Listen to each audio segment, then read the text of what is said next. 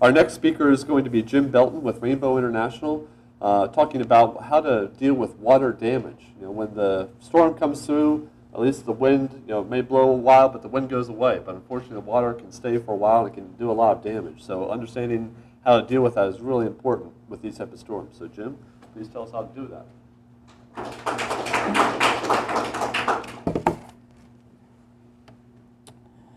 Yeah, I'm Jim Belton with Rainbow International, and thank you for this opportunity to talk with you about a subject that I feel very passionate about, which is water damage mitigation. First, I guess I should tell you what it is. If your building is full of water, then you have water damage. And water damage mitigation is minimizing the amount of damage that's caused by that water. It is a subject particularly apropos to the hurricane season, because when the next major hurricane does come through, most of the buildings that are damaged are going to be affected by water. Now, if you're a doctor, there's an organization called the AMA, which says these are the standards on how you treat patients.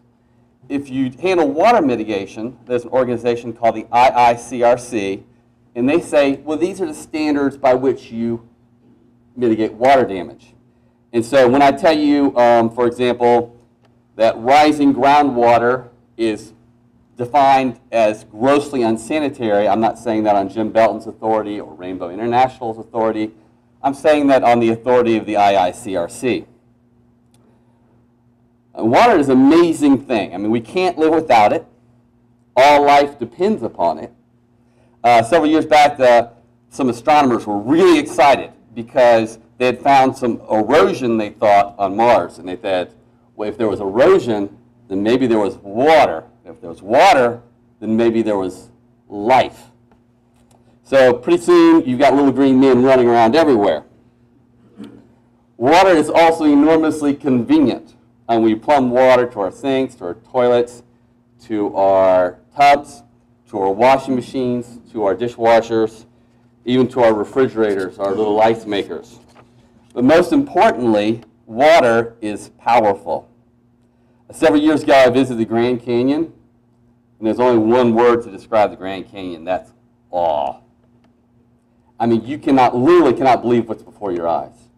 That a force could cut something that big, that deep, that enormous, the monument, natural monument on this earth, and it was created by water. If water is powerful enough to create the Grand Canyon, it is powerful enough to destroy any building here in Charleston. It may do that in a dramatic fashion, and you might have a tidal wave come and knock the building down. More than likely, it's going to do that in a less dramatic fashion. Tree knocks a hole in your roof, it rains inside your house, your business. The rain turns your business into a great big mold and bacteria factory, which is probably not the business that you were interested in being in.